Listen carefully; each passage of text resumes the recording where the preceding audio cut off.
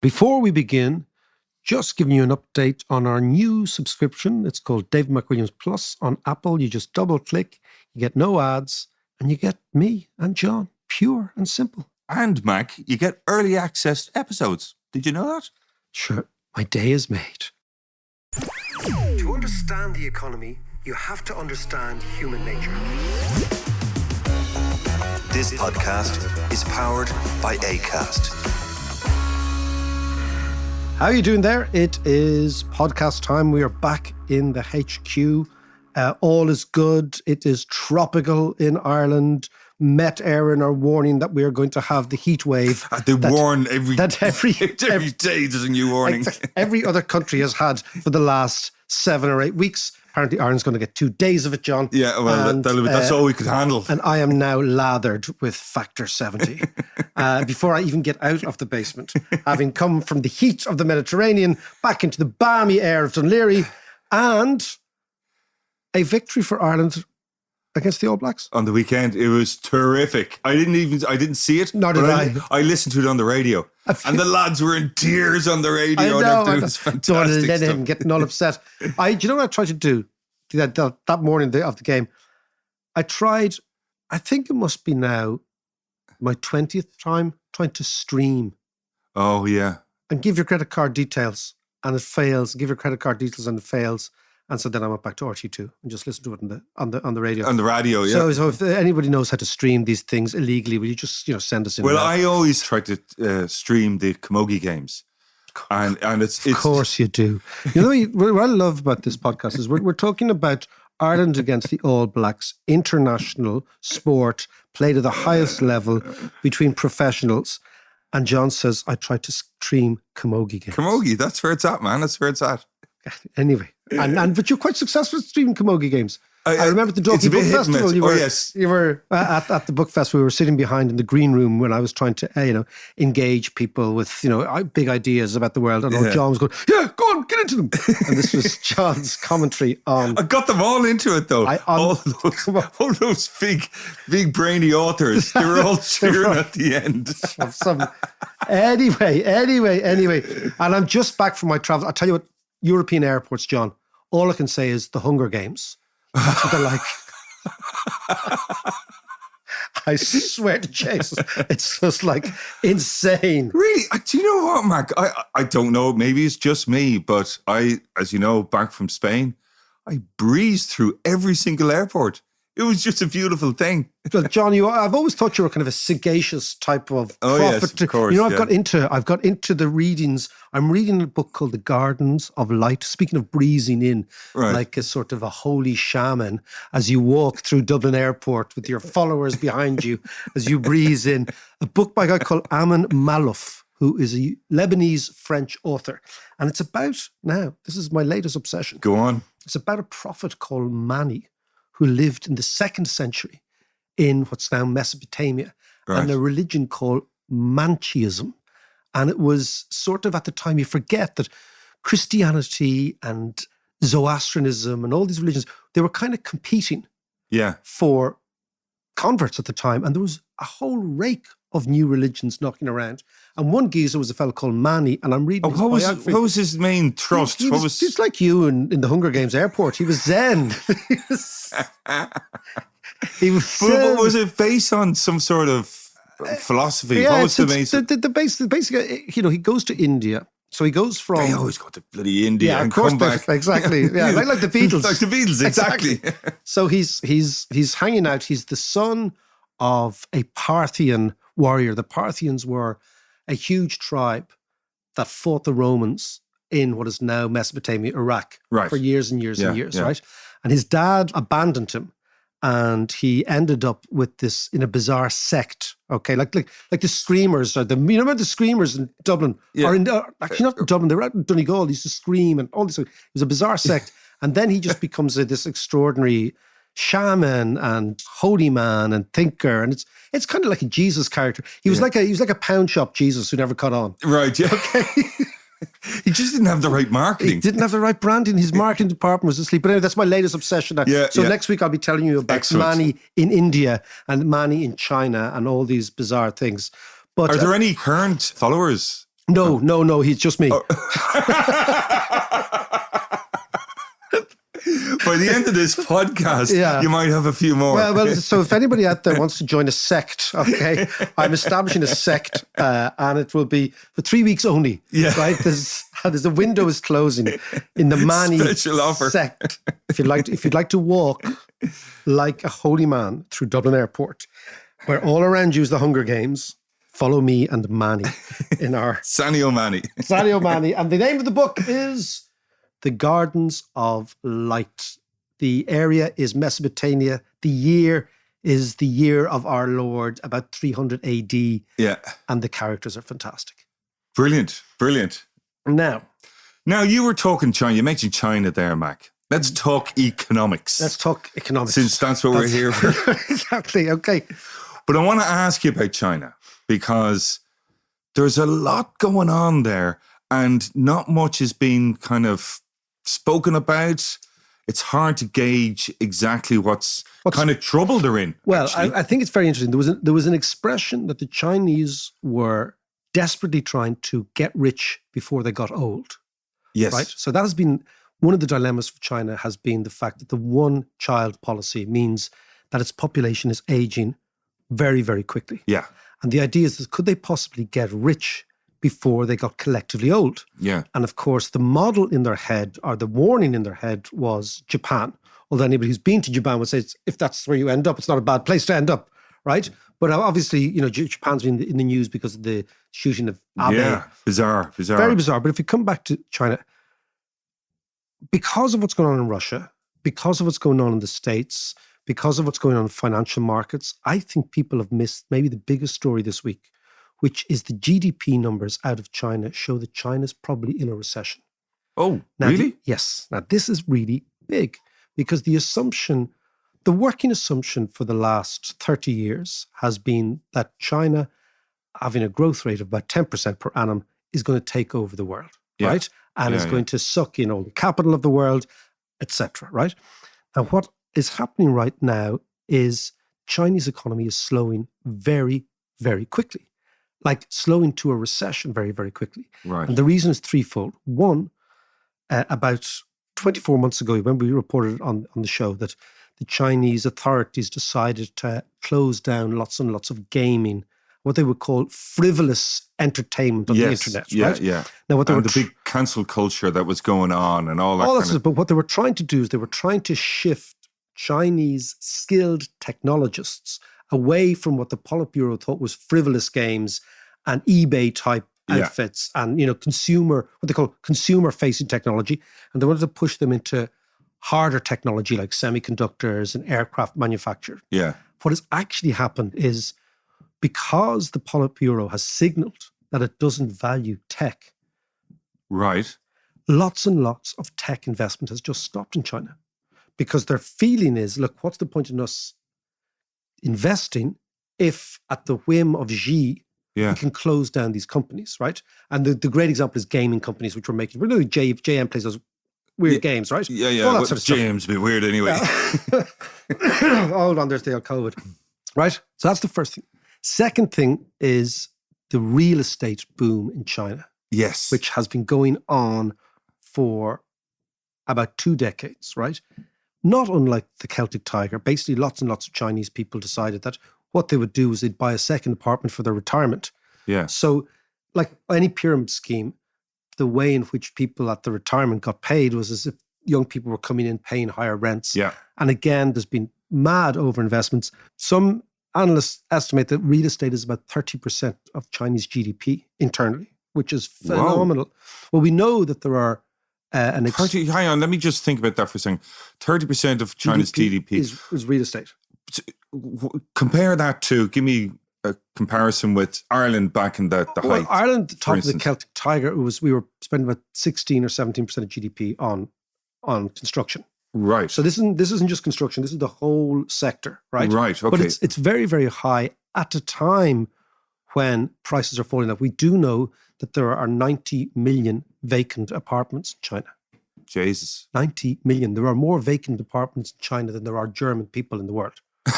Right. Okay, that's a good way of putting it. Put it that way. Put it that way. Just give you a bit of sense, right? Yeah. And that Jesus, is having that's a amazing. massive effect. And then, of course, they're going for zero COVID. COVID, yeah. And zero COVID means they're in this perpetual lockdown.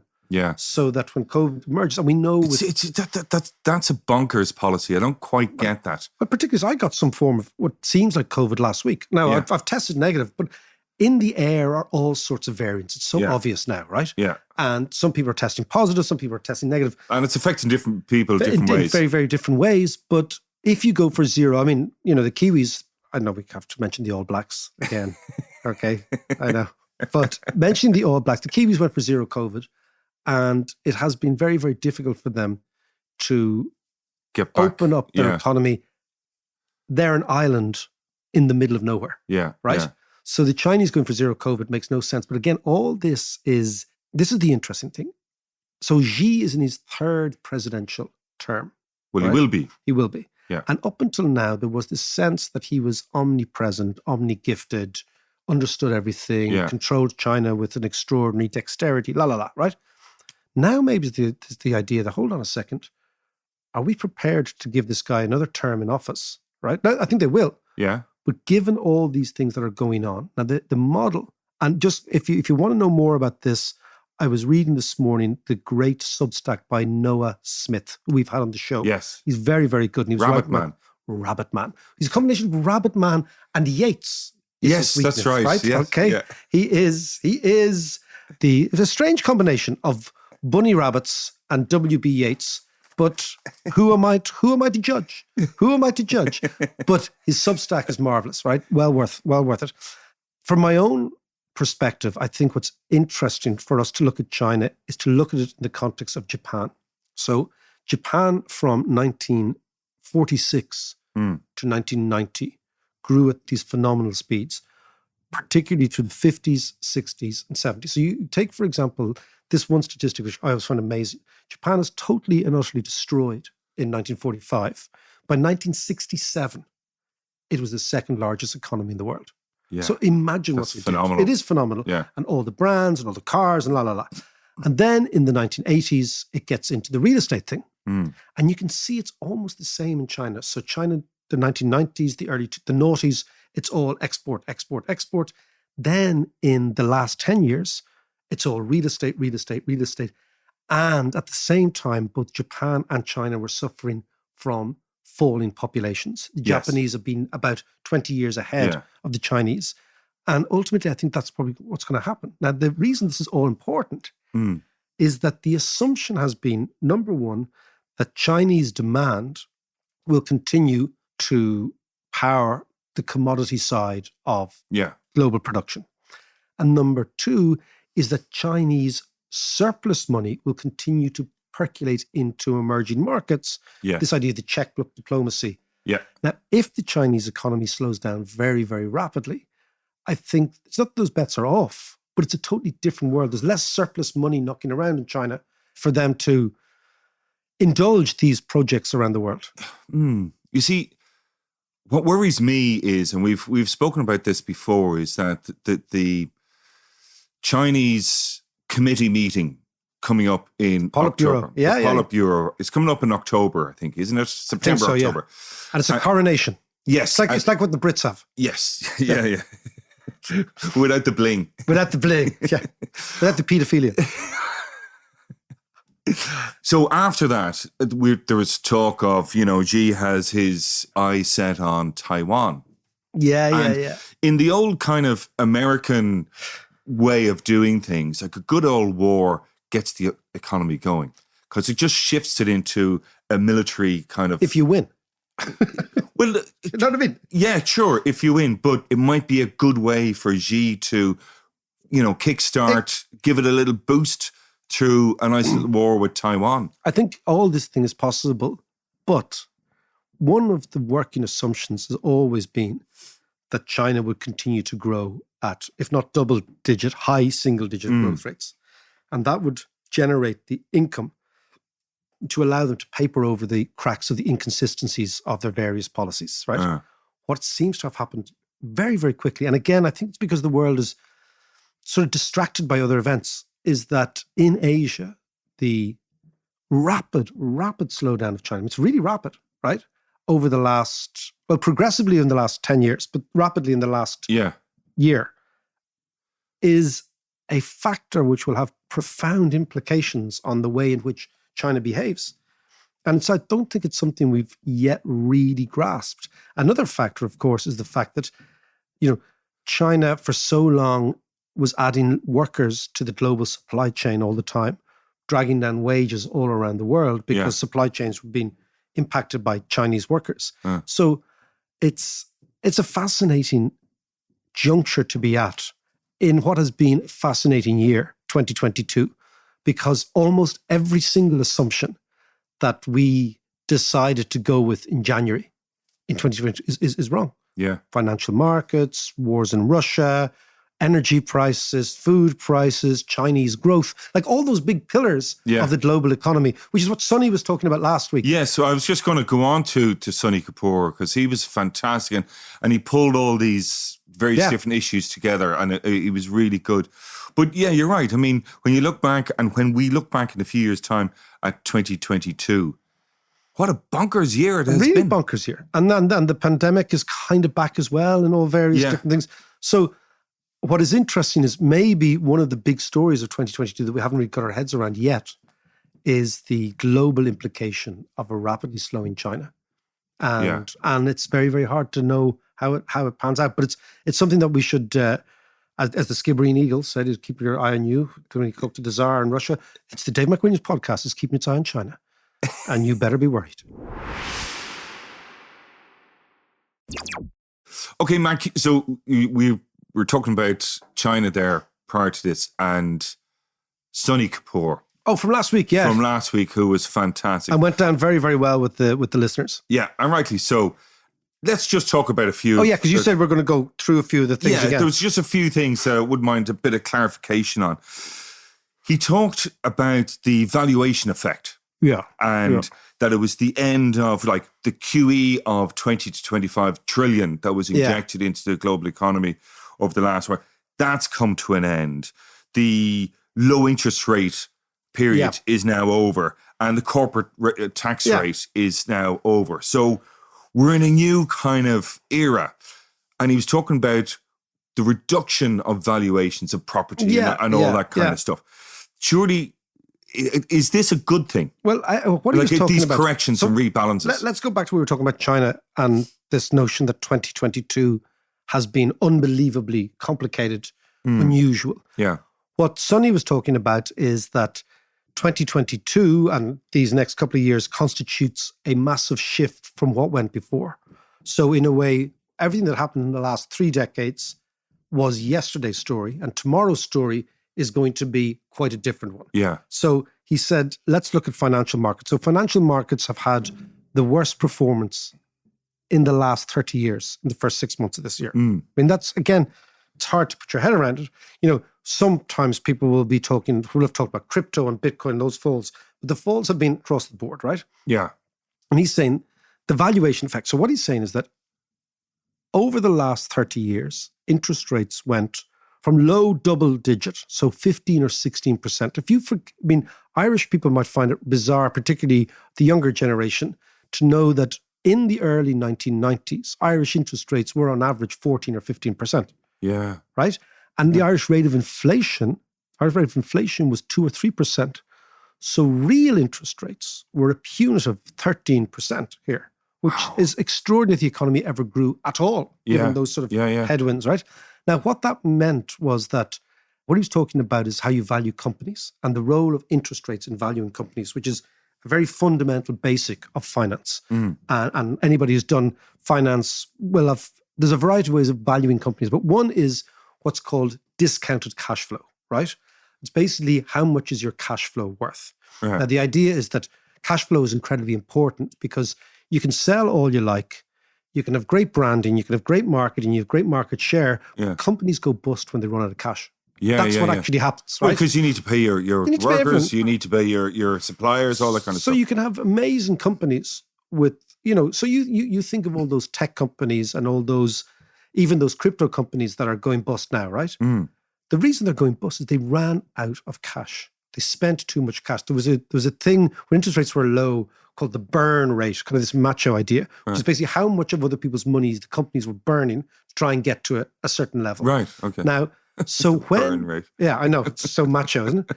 So, for example, if let's say you have 100 euros in cash flow and the rate of interest is 10, right? Basically what you're saying is your free cash flow, right? You divide your 100 by 10, right? Yeah. So what you're saying is your cash flow is worth 10. But if you have 100 of cash flow and the rate of interest is 1, then your cash flow is 100. So it's 10 times more valuable. So what you see is arithmetically, as interest rates fell, the values of discounted cash flows rose. So it meant that even if a company did nothing, right? Absolutely nothing. Yeah. As long as interest rates were falling and it had a cash pile and it had cash flows and whatever, its valuation went up. So he was saying it was almost like sticking a pin in a donkey.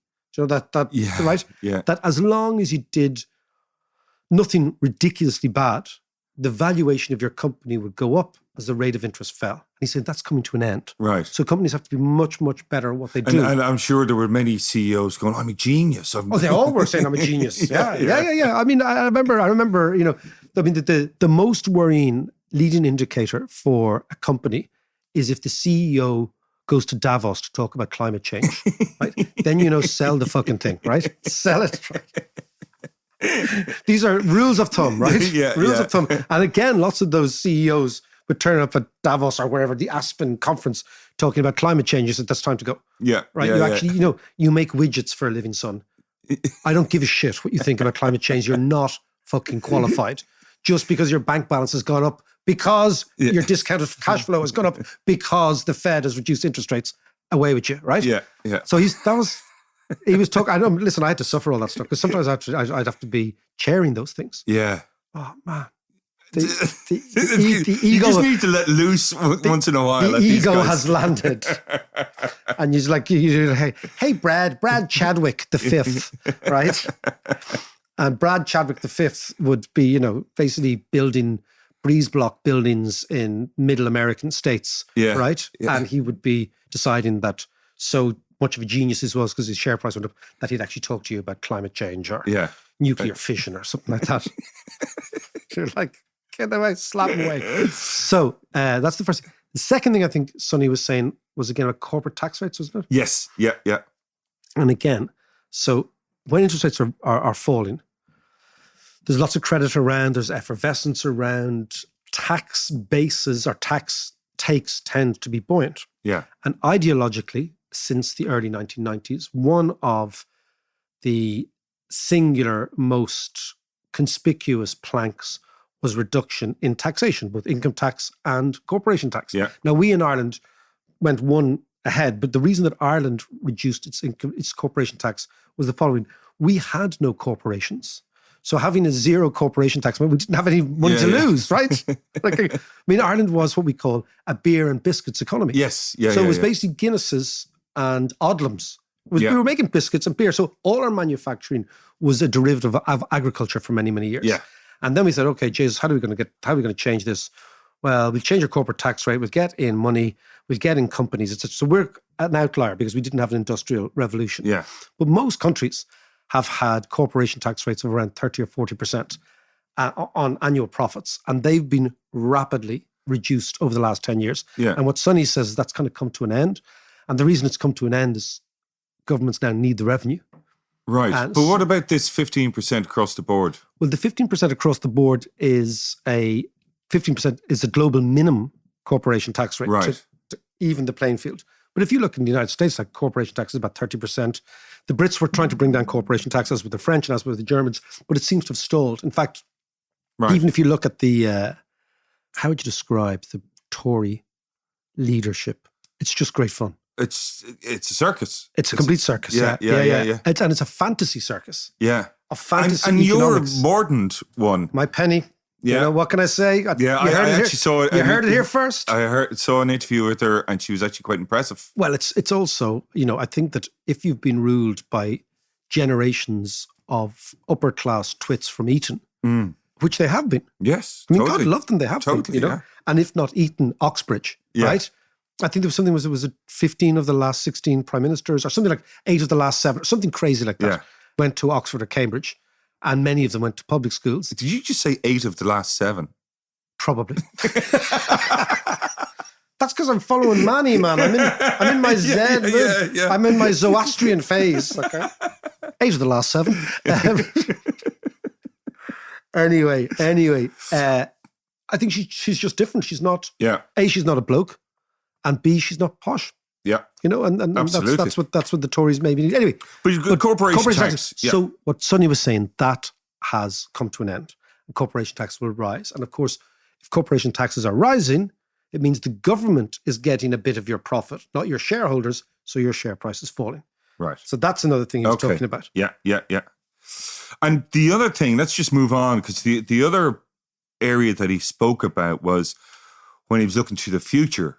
And he's quite optimistic. And that's one of the things I kind of liked him about. He wasn't all doom and gloom, but he was saying that what needs to happen is this movement of capital to high population, low productivity areas. But that's kind of what China has been doing over the last while in terms of Africa, particularly the likes of Morocco, and building fast trains, and Rwanda and yeah, no, they have. Uganda I and all told these you other last year I did a bit of work for Oxfam in Nairobi. That's right, yeah. And I told you getting into the cab, and I asked the taxi driver, you know, and if you arrive in an African country, it's so different, right? So you arrive in Nairobi, you come out of the thing, and there's just like 1,000 people pitching stuff at you, anything at all. Yeah, cabs, la la la la la. And so you eventually just grab one of them and you jump into the cab. And I was saying, what's the story, man? And he was saying, look, he said the biggest change here is China. And I said, how do you mean China? I mean, he said, no, Chinese people. Yes. And he said, selling in the market. And he said, they're here. Yeah. They're here. And we didn't know.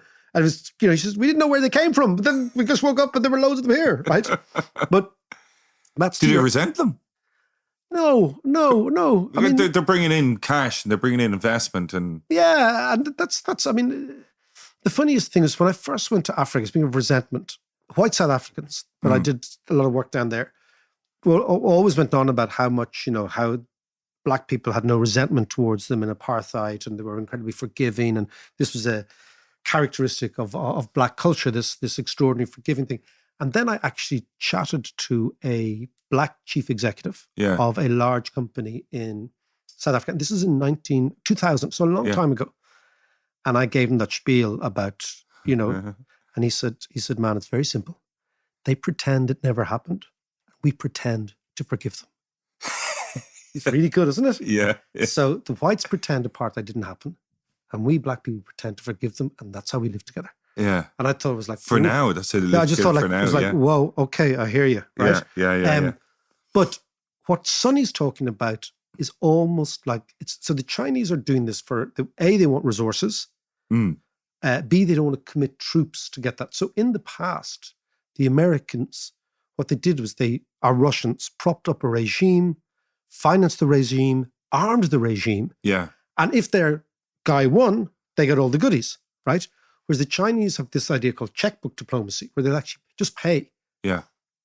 But that was all predicated on China being very, very rich. Yes. Now, if China slows down, they have much less cash. That's the first thing. The second thing is, what I think Sonny was more getting at is this idea of a new Bretton Woods. So Bretton Woods is a conference. Bretton Woods is a place, I think, in Connecticut or maybe in Massachusetts. Yeah. And it is where the Americans after the Second World War came together with the Brits and basically the Brits, right? But they kind of had the Brits along there just for the crack. It was an American idea. And they said, we made huge mistakes after the First World War of imposing reparations on Germany. And that just simply destabilized Europe for another generation. Yeah. And what we're going to do now is we're going to set up the IMF, the World Bank, make the UN much more muscular, the World Health Organization. We're going to centralize all these in Washington, and we're going to change the financial architecture of the world. The fascinating thing about Bretton Woods, you know who weren't invited? The one subgroup that weren't invited at all were locked out of Bretton Woods. Go on. Bankers. Oh, yes. They just said, no, you guys are trouble. Yeah. So, basically, they're going, you bankers, you just do whatever we say. Exactly. And think about it. What is so different now is if you pick up financial press today, you'll have like an interview with Larry Fink of BlackRock, right? Yeah. some private individual sitting on $1 trillion, $2 trillion Right. of investments. Those people change the world, Yeah. but they're not elected. They have It's like shareholders. Musk. You know. Musk. Don't fucking Musk me, right? But it's that idea, that rather than states and bureaucracies and civil servants and maybe some political visionaries owning the tools of finance and being able to say, we should finance these people, we should finance this area. What has happened is the financialization of the world is so extreme now that major players in finance are no longer governments. They are these huge, huge investment funds, PIMCO, BlackRock, these ones, right? Yeah. And in that world, it's going to be impossible to execute what Sony talks about, which is the following. I think his statistic about Nigeria was amazing. So basically, there's going to be more Nigerians in the world than all Europeans put together Yes. in 25 years' time, right? Yeah. So white, baby booming Europeans and Americans are extremely rich. We have lots and lots of savings in this part of the world, okay? How do you get our savings out of the hands of people who are hoarding money and into the hands of people who will use that money for productive investment? Yeah. Who will be Africans and Asians, right? Yeah. He was mentioned India, Indonesia, the same, etc., right? Because the growth of the world will come from young people. It never comes from old people. Yeah. True. And the young people exist in what we used to call the third world. And the reason they remain poor is because they've no capital. Yeah. The reason we remain hoarding is because we've too much capital. So basically what he's saying is the white world, our world, Yeah. is old, risk-averse, and rich. Yeah. The new world is young, risk-taking, and poor. That's where the returns will be generated for our pensions, is what he's saying. Yes. So in order for us to actually remain fully funded through our old age, which in you and I's case will be about tomorrow week, right? Yeah.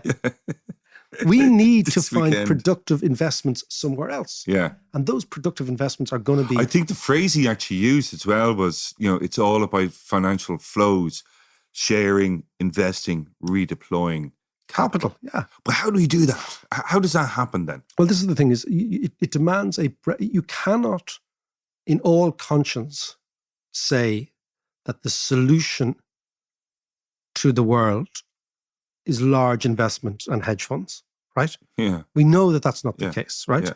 We also know that there has to be some redeployment of Western capital into what they call the global South. Yeah.